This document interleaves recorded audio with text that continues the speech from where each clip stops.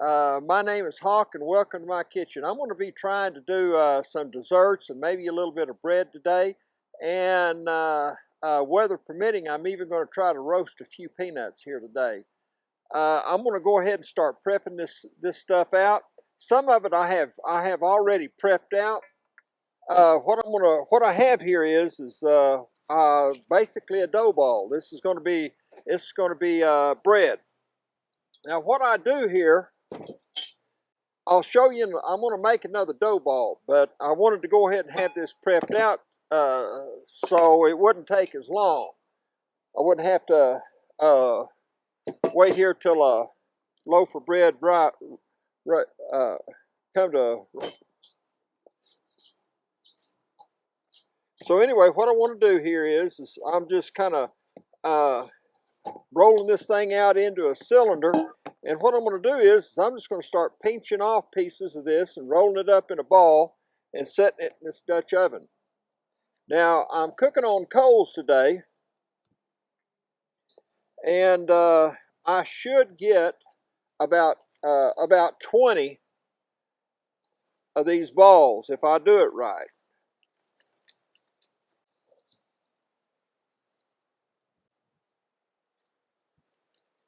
And then I'm going to try to do a cobbler two ways. I'm going to try to do two types of cobblers. I'm going to do what I refer to as a cake cobbler, and then I'm also going to do a crusted cobbler. It's a little bit chilly today, and it's for sure windy. Now what this dough recipe is, I call this a basic bread recipe. What it is, it's 4 cups of flour or 22 ounces and 1 tablespoon of quick yeast, instant yeast, a heaping teaspoon of salt, and just water. So that's what it looks like. Okay, I'm just going to go ahead and set the lid on it and let it continue to proof. I'm going to set it over here to the side. Now, the way that I make that is I'll take 4 cups of flour. Now, on a day like today, it is really hard to measure out exactly 4 cups of flour, because if you're not careful, you'll just stir up a storm. Sorry about my back there. I thought I had everything out here where I could reach it.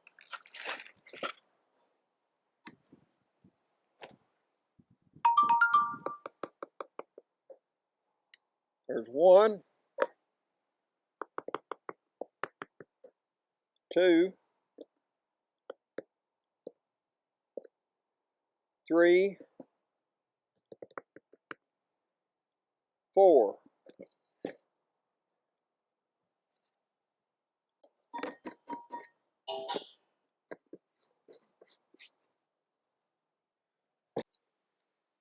And I'm going to add 1 tablespoon of yeast to those 4 cups of flour.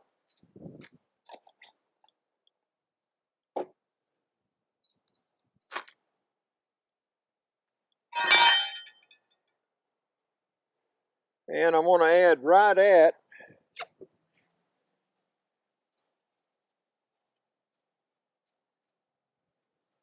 a heaping teaspoon of salt. Now I have here the basic parts of it. I need to add some oil to it. I'm going to add about 1/3 of a cup of oil. I've done this so much that I can just kind of guess. I got a little well made here, and I can tell about how much oil I've added to that.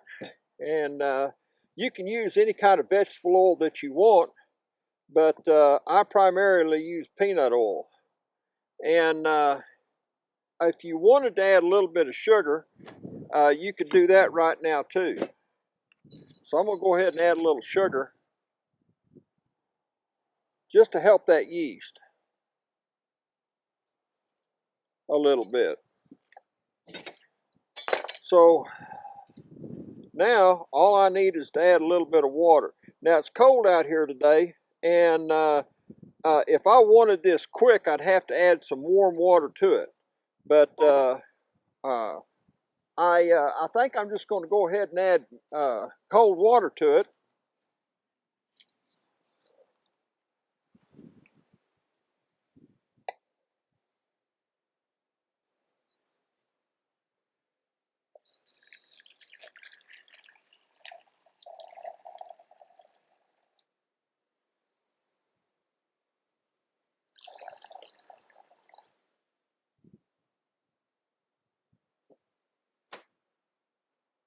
And go ahead and make a dough ball. I'm going to make me a well right here in the middle, and I'm going to start adding this water to it.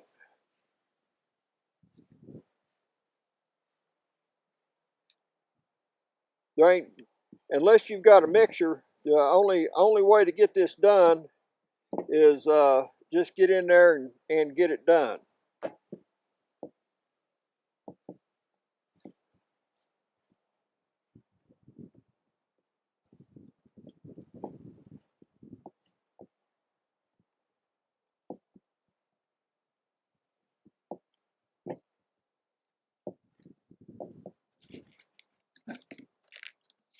I need a little bit more flour here. That's a little bit too sticky. It's starting to form up a dough ball here.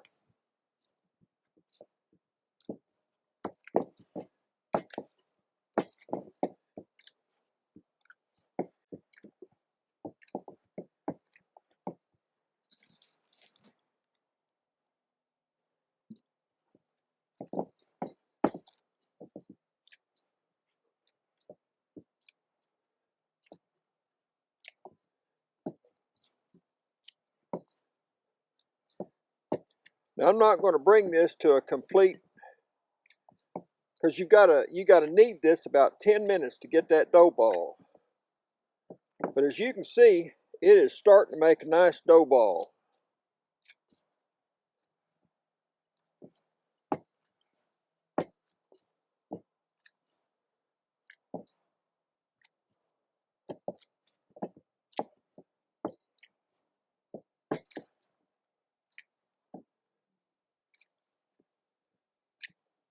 And when I start to finish these things up, I'll just set them down on the counter and give them a little bit of a hoochie cooch there, which tightens up the dough ball. And then I'll just cover it with some plastic wrap here. There we have a dough ball.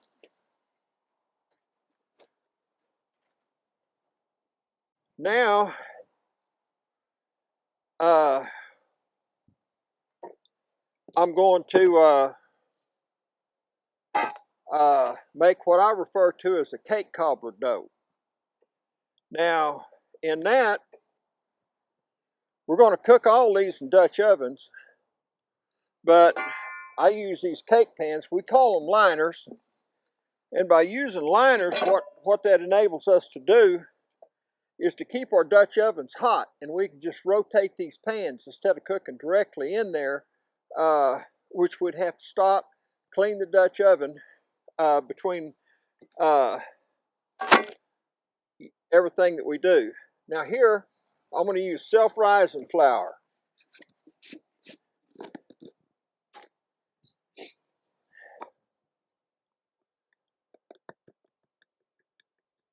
It's almost like what we'd refer to as a dump cake.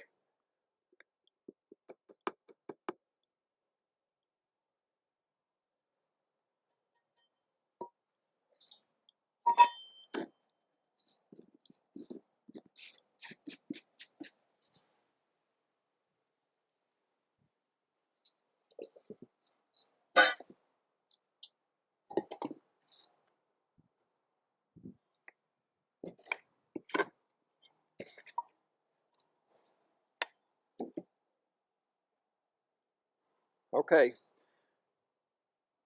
In this bowl, I've got 2 cups of self-rising flour. I'm going to go ahead and add a little bit of salt to that. That's about a teaspoon. And I'm going to add about a teaspoon of cinnamon to it as well.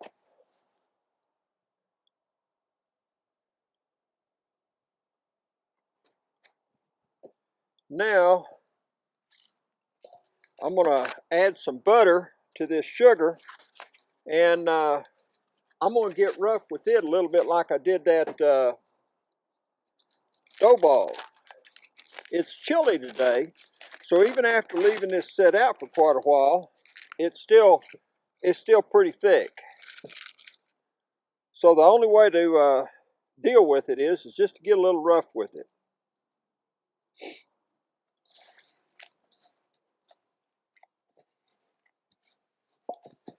And I'm just mashing it into that sugar with my fist,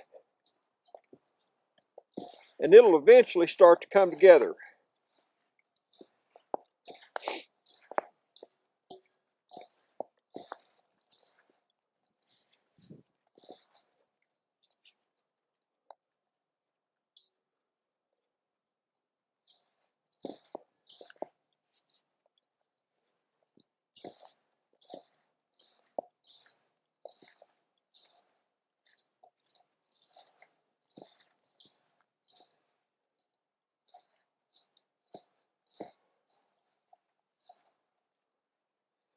Now, most of the time,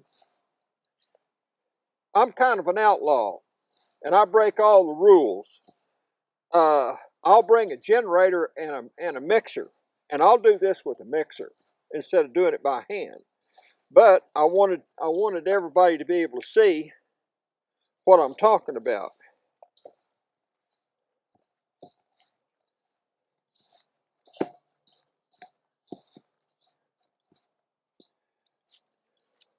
Now, what I have here is just butter and sugar.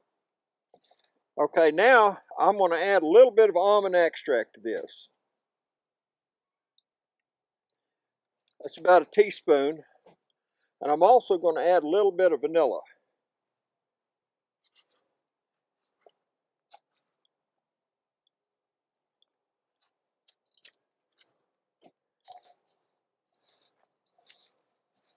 And that'll help it come together a little bit too.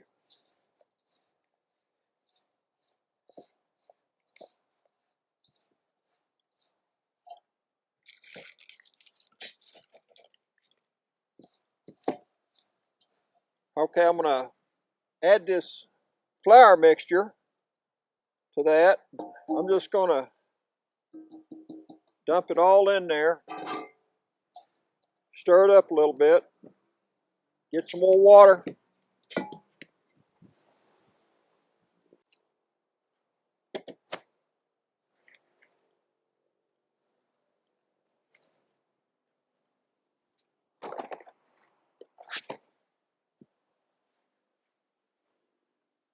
Change gloves.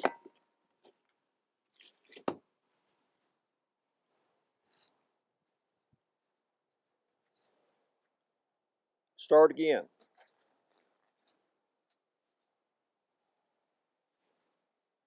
Now, you could use powdered milk here. You could take a half a cup of powdered milk and add to it. It'd add to the richness, or you could just use milk. But I'm not going to do either one of those. I'm just going to add water right now.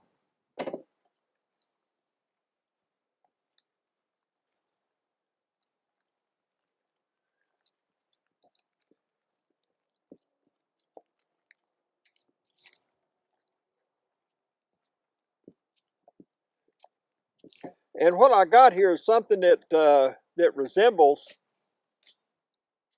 pancake batter. Matter of fact, you could put it on the griddle.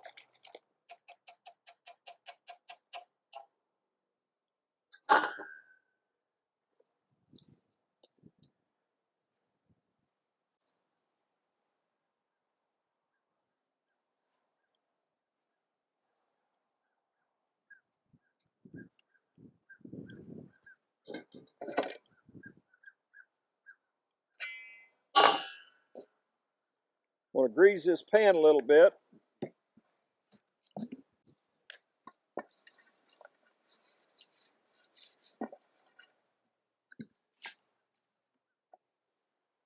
Flour it just a little bit here. Shake out any excess and pour this right in the pan.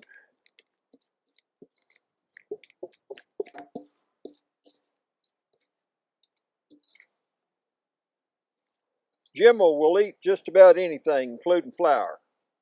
Won't you, girl? All right, now I'm going to have to change gloves again.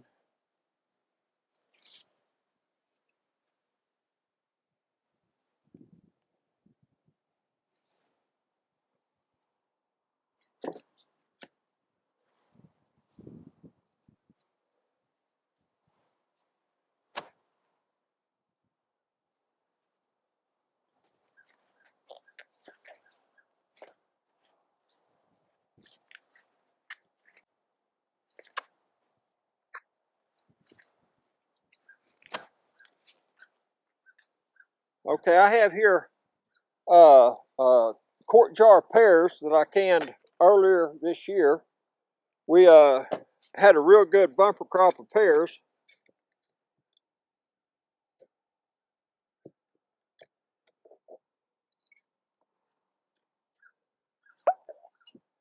There we go. I always want to taste those just to see, because I don't remember how sweet they were.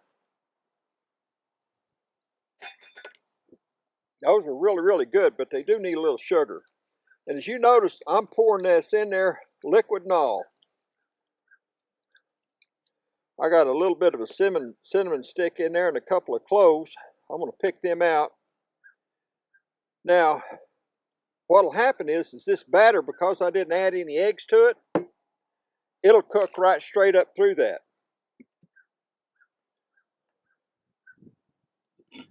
But I'm going to go ahead and add just a little bit of sugar to it. That's about 1/3 of a cup. Okay, this is ready to start cooking too. So I'm going to set it over here too. Now I'm going to make a pie crust. I need to clear things out a little bit here.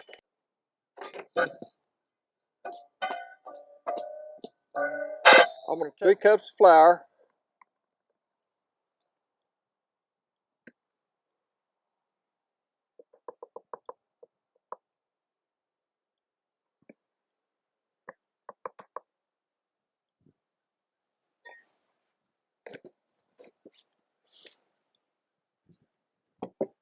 And what I have here is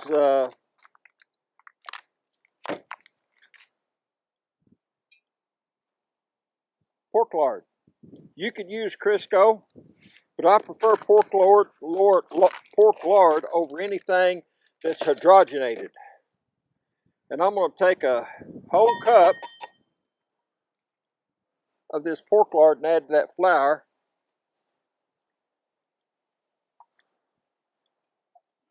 But I'm going to salt it a little bit first. It's about a teaspoon.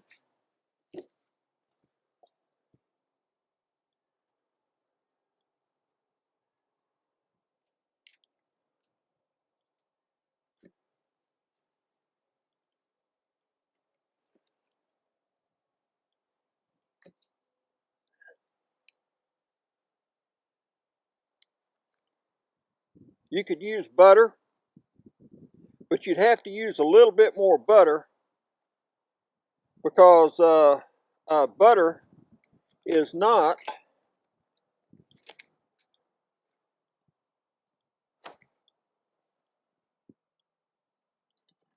100% fat.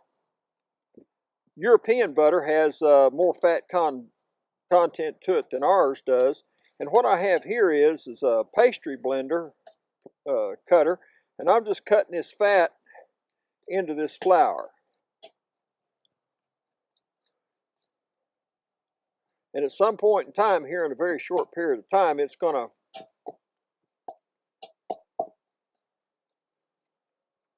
to resemble like peas. It's going to be chunks about the size of peas.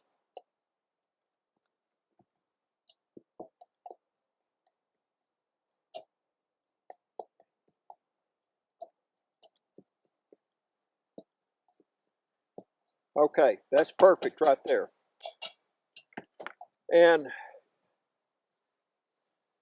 like I said, for those of you that are health conscious, there's other alternatives besides pork lard, but nothing seems to work as well. Now what I have here is I have one large egg in this 1 cup measuring cup, and water to make a full cup. So I got 1 egg and water here to make 1 cup, and that's usually about the right ratio there. And I'm just going to start working that in.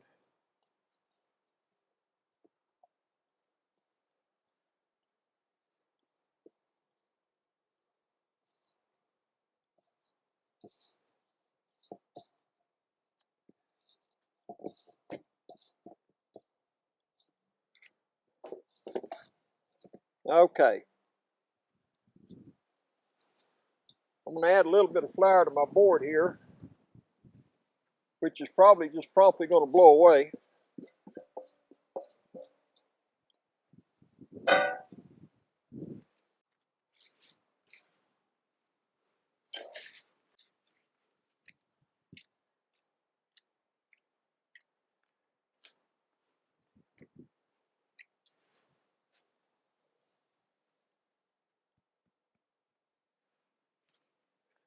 Okay.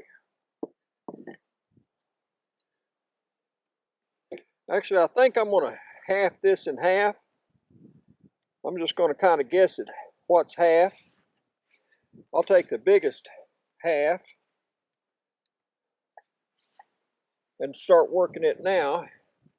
And the smaller half, I'll make a top crust out of in a minute. Wrap that up, try to keep it from drying out.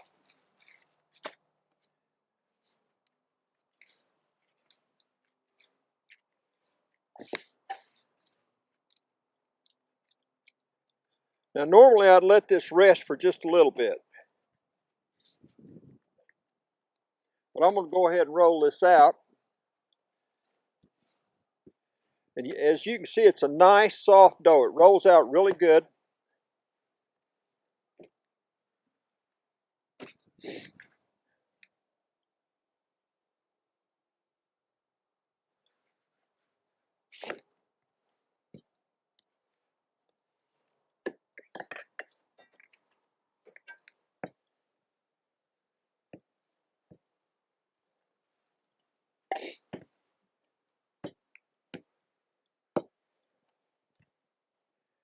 Now I'm anticipating this to stick just a little bit.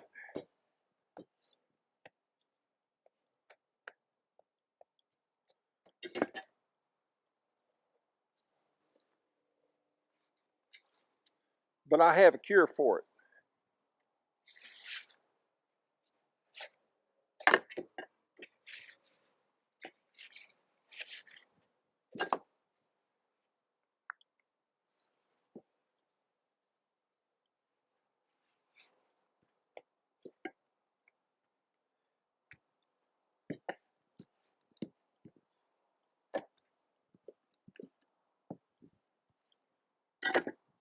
Okay, I'm going to do that one more time here.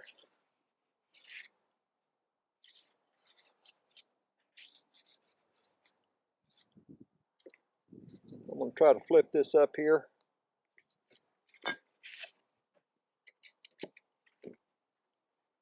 Where I can pick it up.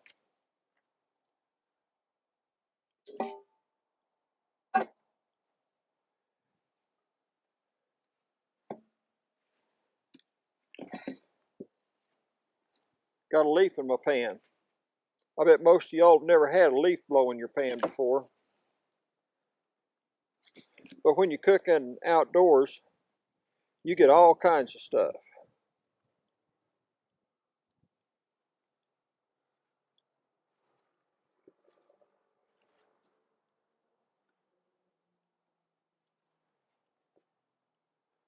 And I'm having to patch this up just a little bit, but not too much.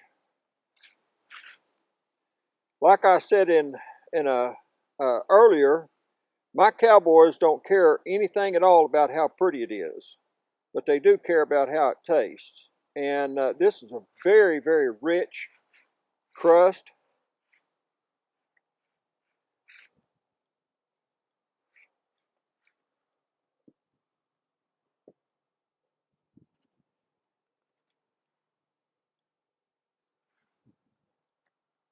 But that's another nice thing about this crust is that you can patch it up.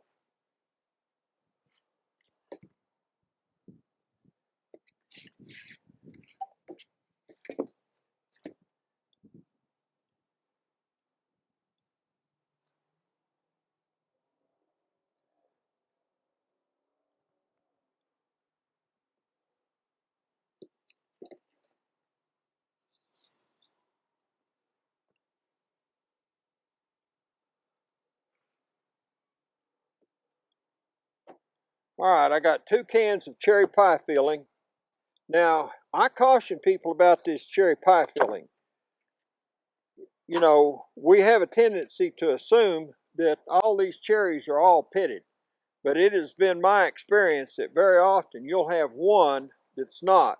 So I'm not going to go through these each and every one today, but I would highly recommend that y'all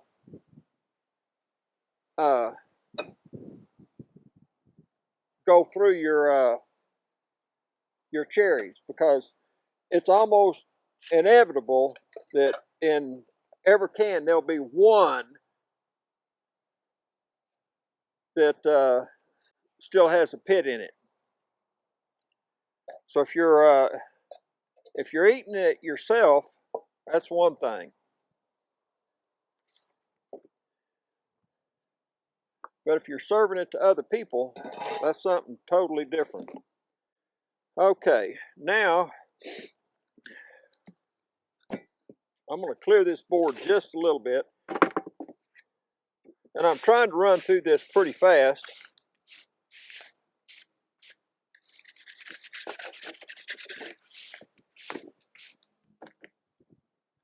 I'm going to throw a little flour down there.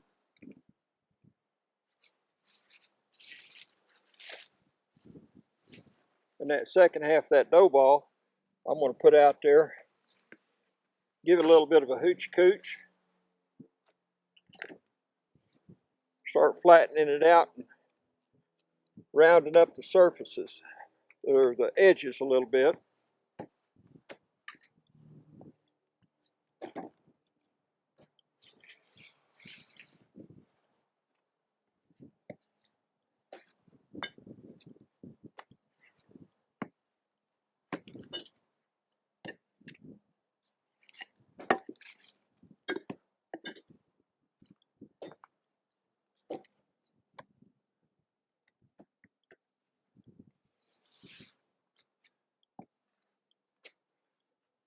Roll this out to about 11 inches.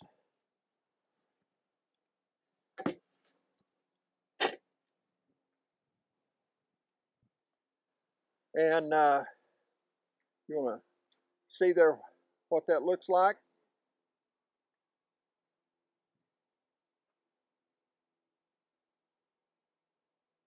Now what I'm going to do now is I'm going to take a little bit of butter,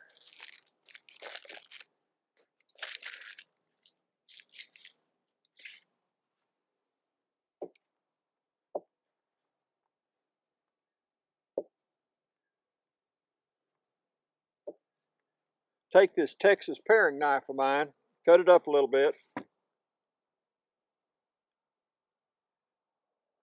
and just kind of dot them cherries. Okay, now I want them cherries to thicken up real good, so I'm just going to add just a little bit of flour on top of it.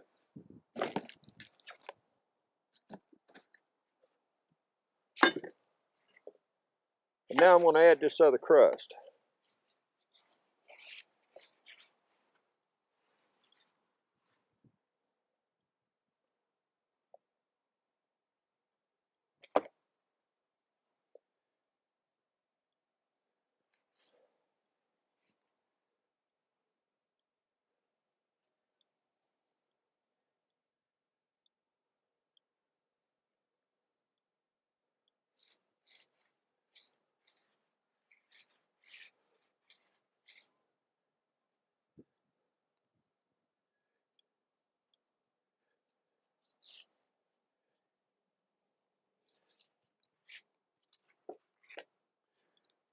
And I always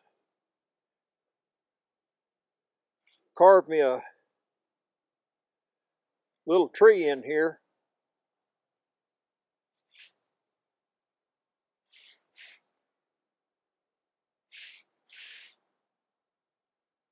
Just to vent the pie. Like so.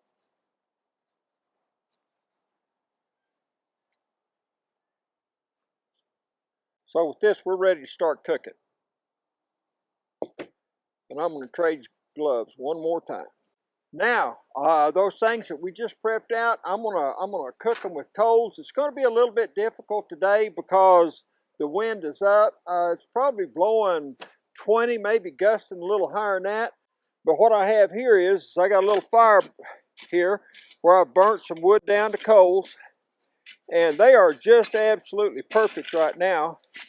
Now these this old shovel here that I have in my hand I've made special just for that. I have holes drilled in it so all of the ash and stuff like that can fall out. Now I will guess, or it's really not a guess. I've just done it so much. I just know that that's about how many coals I'm going to need to start working this. And I'm just going to pile some of these coals up just like so. Man, that old shovel's been a many a mile. When I got it, it had a rotten handle in it. And I thought, you know, nobody in their right mind would steal a shovel like that. So I thought that's the perfect shovel. No one is going to steal my shovel. So or run off with it, try to dig a hole. Now I'm going to take about that many coals right there, and I'm going to set on the lid. And I'm going to be cooking top and bottom.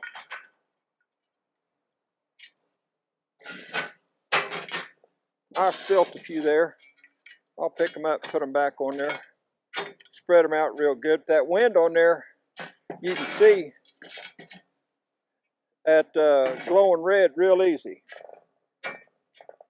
Now I'll have to add coals several different times. But I'm going to do something a little bit different. Okay, I've got some peanuts I want to roast.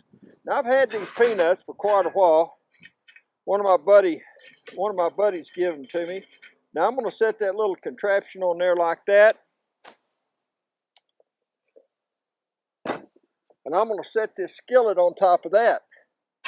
So this skillet's going to serve two functions. It's going to get hot enough for me to roast my peanuts with, and at the same time it's going to shield those coals and that heat from being able just to completely blow off of that lid. Now over here, I'm gonna set up another Dutch oven. Excuse me just a minute. Let me grab one of my ovens over here. Now that wind is coming from behind me and over my left shoulder. So I've got these little wind guards in here like this to kind of protect those coals. I've got these rings sitting up here to keep from blowing my coals off my table here. So I'm going to take another bunch of coals here. And I'm going to set them kind of right in the middle there.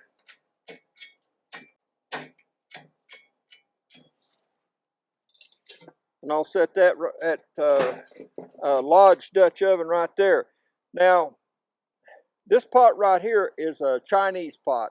I've had this pot for many, many, many years, and there are some really, really good Chinese pots out there. But you have to know what you're looking for. I probably went through 30 to find that one. But that particular pot, I wouldn't be at all surprised if I hadn't cooked 1,000 loaves of bread in it. So I have no complaints about it at all. But you have to make sure that the lids fit, because the lids will rock. You can rock the lids back and forth, and the lid needs to fit tight. You see, and that's the thing about that particular pot. That lid fits that pot. It won't fit anything else. Whereas these Lodge this is a 12-inch lodge, and this lid will fit every 12-inch lodge I've got. The uniformity on them is just fantastic. So if you're looking to do some of that with Dutch ovens, I strongly recommend that you do use the lodge. Now I'm going to go ahead and start this cherry cobbler / pie in this oven. And like I said earlier, I've got that in what we refer to as a liner. Now, I'm real particular on the liners I use. These are really, really good. And I use a cake pan that's manufactured, the company that manufactures them is called Fat Daddies. And that kind of speaks to my heart a little bit too, because I'm a little chubby.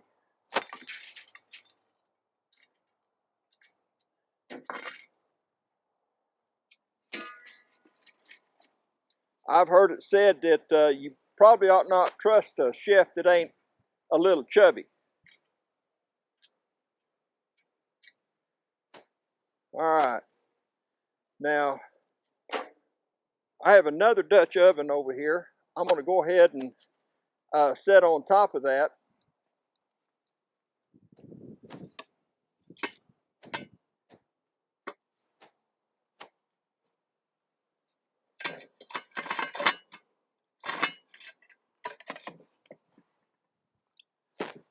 And I have here that cake cobbler that I made for you, or put together for you guys just a little bit ago. And I'm going to set it in this one.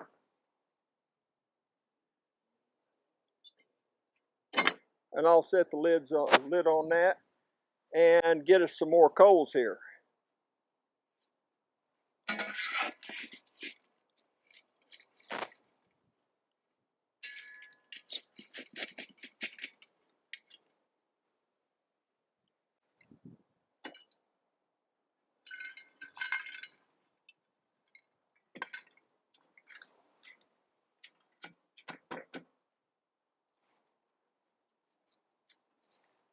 Now, I have here behind me, I call it a trivet. It's something I made out of horseshoes.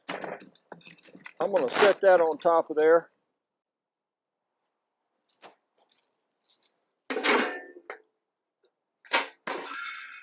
And set this on top of that, just to try to hold some of the heat in. And the only reason I'm doing that is because it's so windy. Now, I've got all the nerves burnt out at the end of my fingers, so I can just tap those things and feel how hot they are. And that one right now is warm enough to start roasting peanuts. So I'm going to go ahead and start roasting some peanuts here.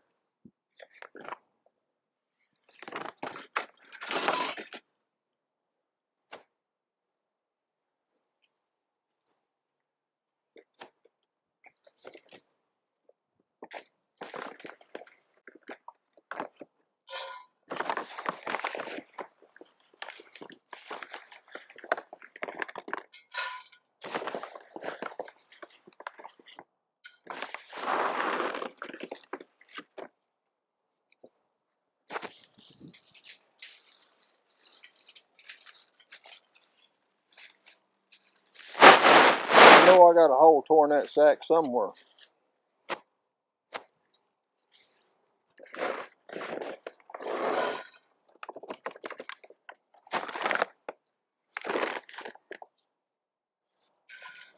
I want them to be in one layer. I don't want to overcrowd my skillet in that. And I don't know whether you can, I doubt if you can see, but they're already toasting. And this happens pretty fast.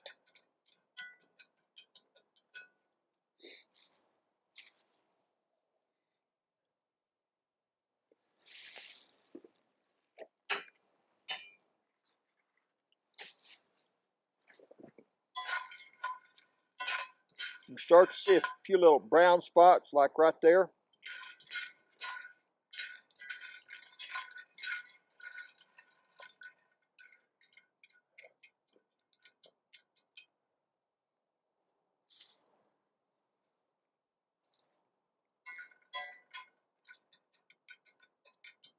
You don't want to leave them too long, they will sure burn.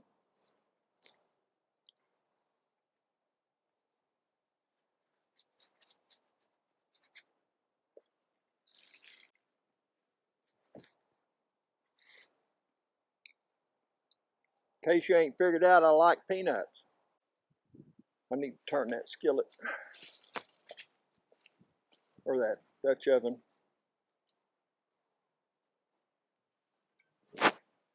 Actually, I'm running out of coals too.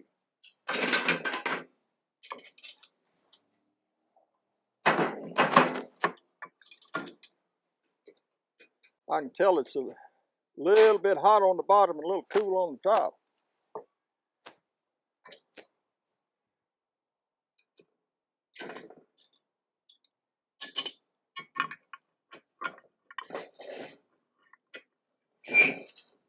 Yeah, come on now.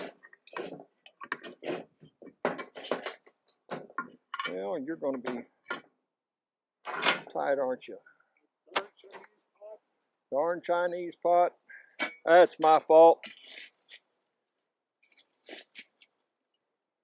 I don't want the lid to come up.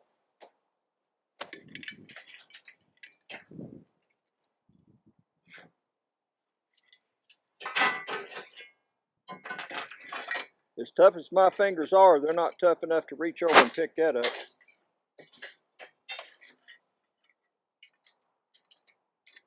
Kind of like this story. There's this guy from way back east.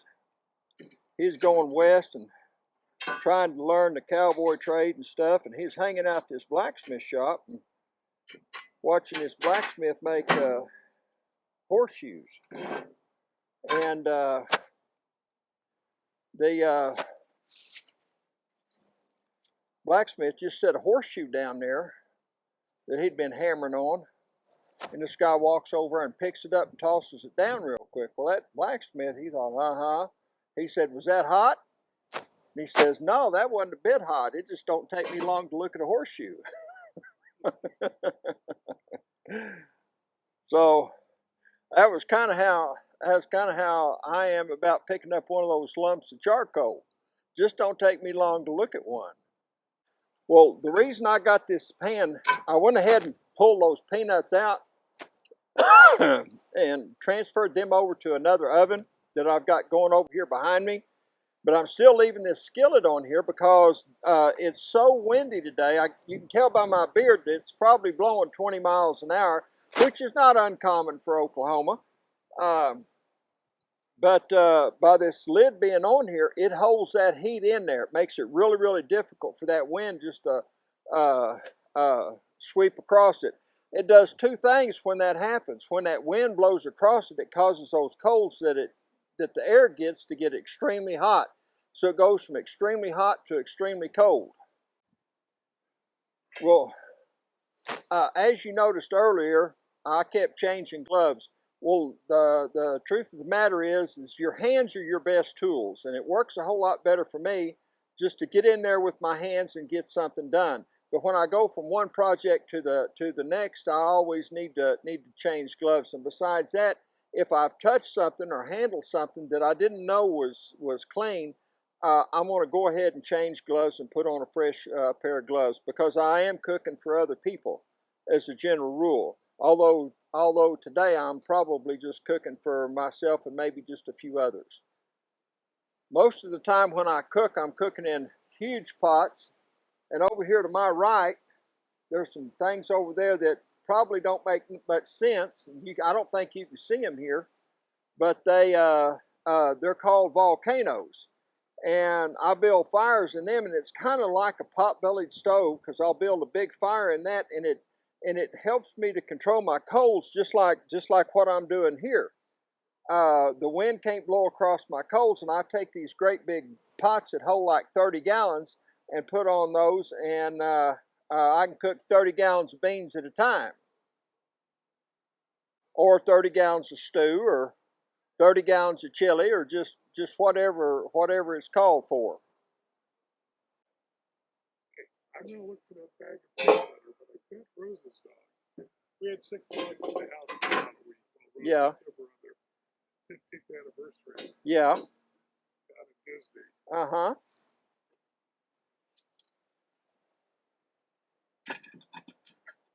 And let's, Turn it.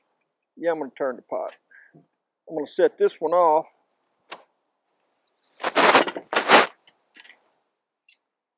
Add some more coals to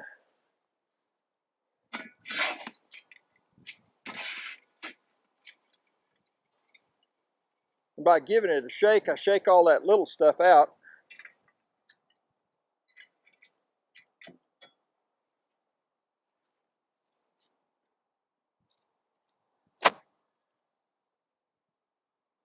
Behind me. There it is.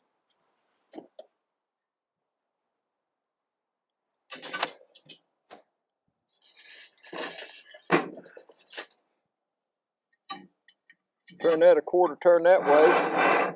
Turn the lid a quarter turn that way. Yep. That's a good. The other one The Chinese one. normally does, but I cooked with it here the other day. Look at that scotch. Don't forget to cover it. I'm afraid that's burning.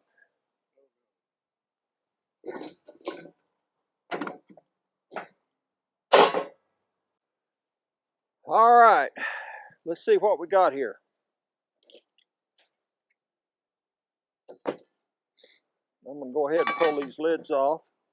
This gizmo in my hand is called a lid stand.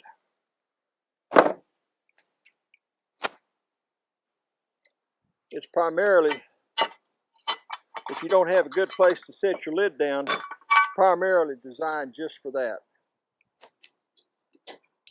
Now here's our pie.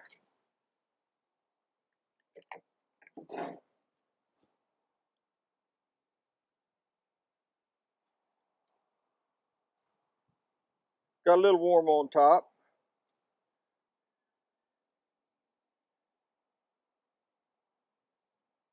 But overall, she's in good shape.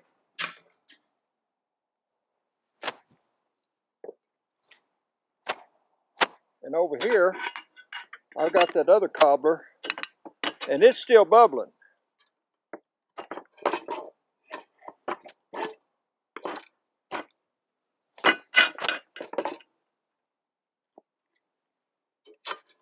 And as soon as it cools off a little bit, it'll set up, and you'll just spoon that out.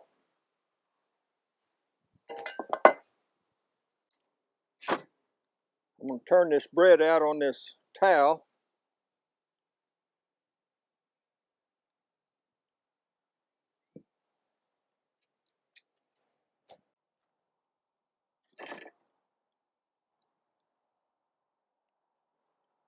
It's got a good flavor to it. I'm going to have to go in the house and plug that leak.